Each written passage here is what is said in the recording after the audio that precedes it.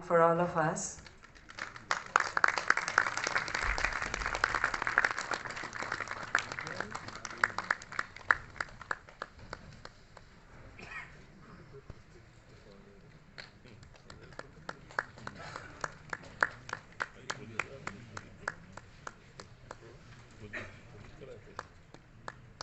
Thank you very much. Thank you all of you. Please take your seats, sir. Ma'am.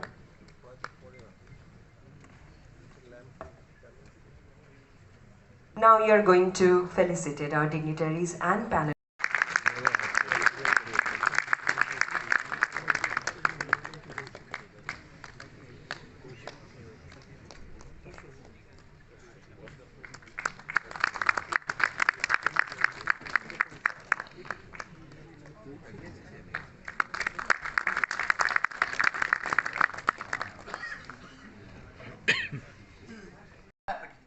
And these technologies in military aviation was utilized in the Vietnam War in the 1960s and early 1970s, devastating by the US Air Force and its allies.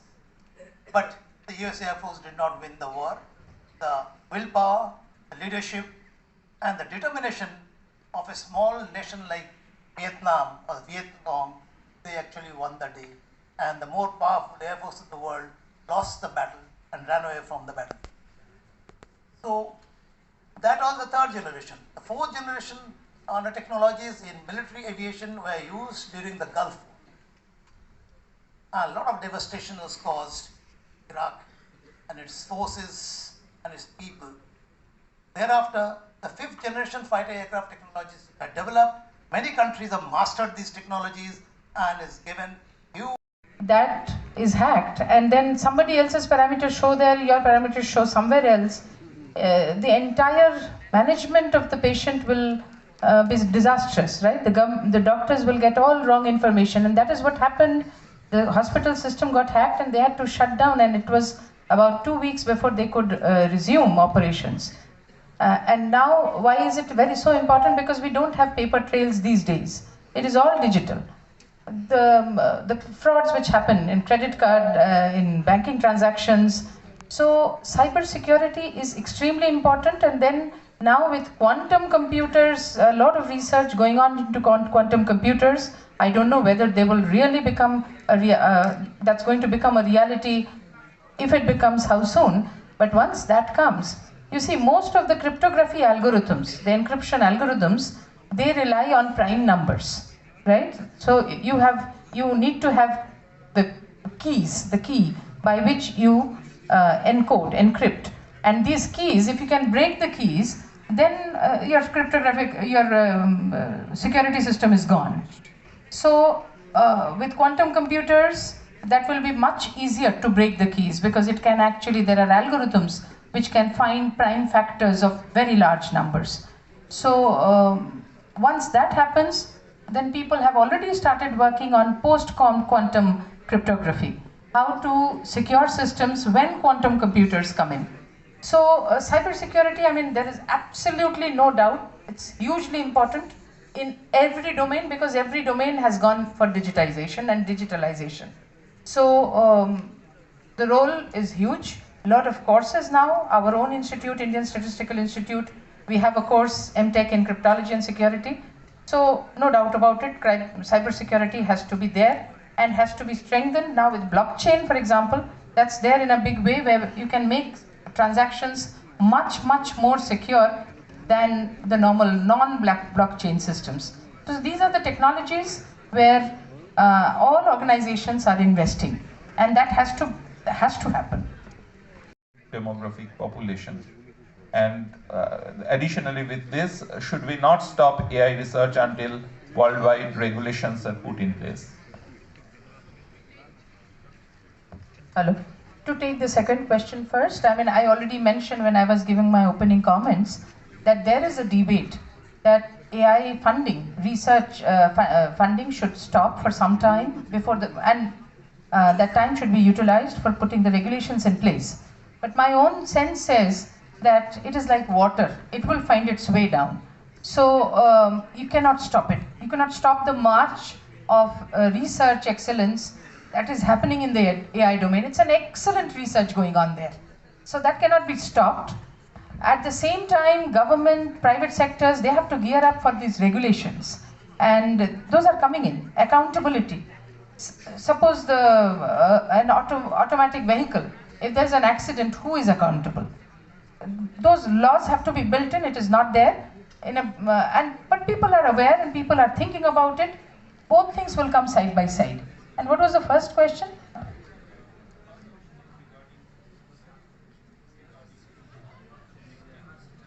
Oh, the jobs. Jobs, yes.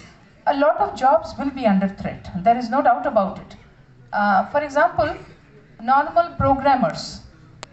These days, if you give the problem statement to the, let's say, ChatGPT, it will write a fairly good program. Then you would have to debug it. So there are systems now where programs can be written, so coding knowledge will become less and less important. Anything which is not specialized will become less important. Even medical facilities which are at the basic level, that can be very easily automated. There will be no doubt, there is no doubt about it.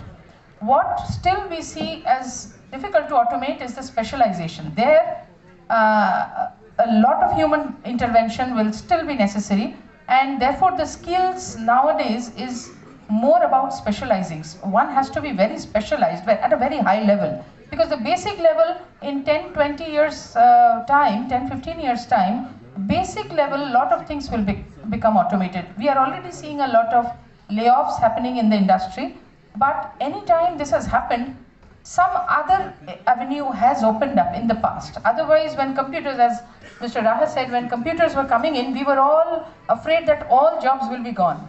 That has not happened. It has become much more efficient now. So another channel will open up. There will be new skill sets which will be required. For example, how to make everything very, very secure. Because everything, if it is computerized, security will be required in a very big way. So cybersecurity, the same question I had this the previous question, cybersecurity and making all hardware secure, the domain, data generation. The more data you hold these days, data will be the next generation, next future oil. So the organization which holds data will be actually controlling a lot of it, and government, private sector and academia. These three, the interaction has become very, very important. Now, government policies cannot be made in isolation without taking the industry into account, because huge power is now lying with the industry.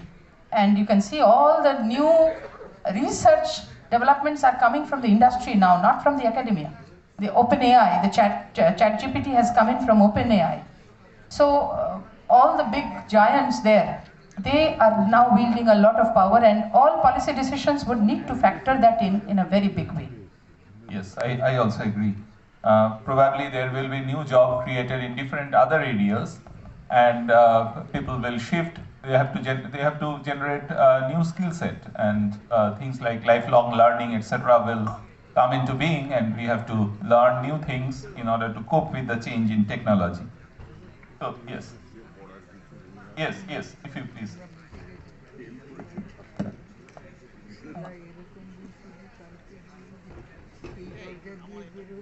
Just a little question to Professor Sengupta. We have heard. Oh, sorry. My mistake. We have seen the situation that initially there was a lot of apprehension, as Raha said, about people losing jobs. That somehow has not happened. But in this new situation where the AI is affecting jobs in a very big way, what we find here is earlier jobs were affected because the conditions didn't allow the companies to sustain a large work because of automation that had already come, and without the layoffs, they were not in a position to survive or operate viably. Now, in this round of layoffs, we find that the companies like Google and others who are hugely into profits, they are laying off just to increase profits. So now we come to that ethical point. Is this again ethical, or can regulations be drafted to at least contain this kind of thing? I think regulations would need to be drafted. ethical and market forces, these are, I think, very different. And we've seen that market forces have always taken an upper hand. So market forces will continue to take upper hand, I think. I mean, it's not going to change suddenly. But that is where the government regulations will need to be put in place in a very big way, that you have to give some sort of, what should I say, security to the persons, to the human beings. Otherwise, that's illegal.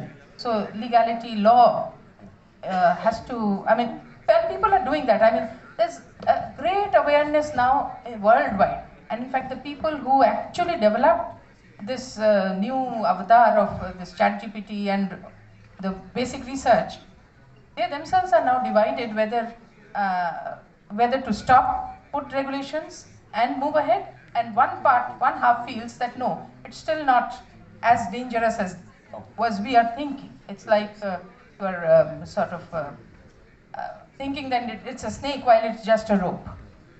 So there is this debate. Yes, so probably as we have to develop regulations for the technical areas, we also have to develop new regulations in other areas, legal areas, company law, so that to contain the market force in order to drive profit. Okay, so